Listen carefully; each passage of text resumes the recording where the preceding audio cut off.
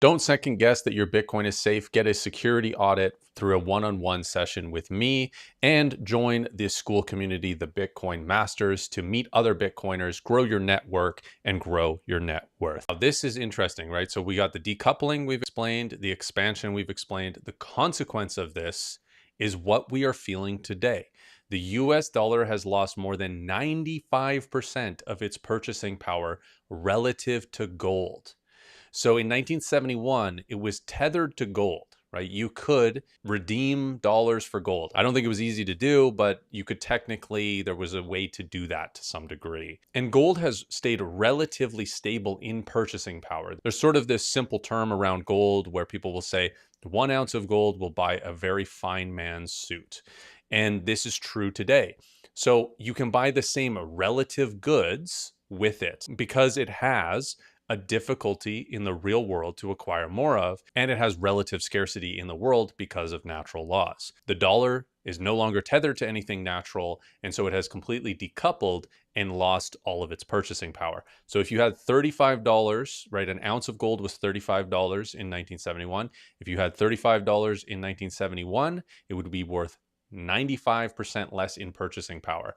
You could not buy, think of it, just think about this, right? You have 1 ounce of gold from 1971, you can exchange that for a fine man's suit. If you have $35 of today's money, you walk into a tailor, you're not going out of that store with anything. You're not even getting a tie for that. So that is proof that the value of the dollar has gone down. Now, I've alluded to how this has a lag effect where this affects wages in, further down the line.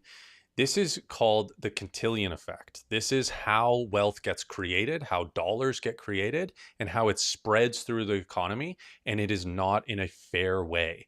People close to the money creation get the benefit of those newly created dollars before people that get it later. And the way that essentially works is hard assets, real estate, stocks, gold, these things that have relative scarcity, that have value based on, it's subjective as well, but have value and scarcity amongst them.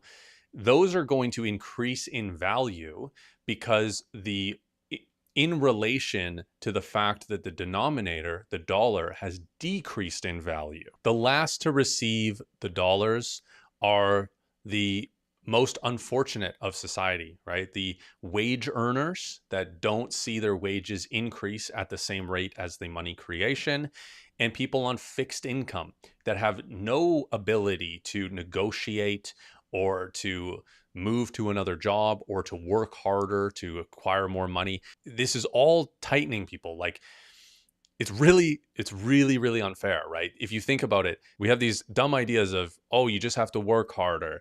I worked really hard as well back in the 80s, blah, blah, blah, blah, blah. Yes, all of that's true.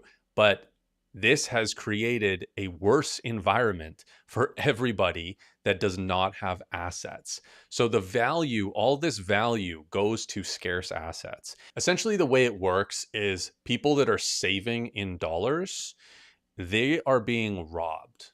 Their value is being extracted because there's more dollars being printed and the dollars they hold are going down in value. They can buy less with them. And that value is going to scarce assets.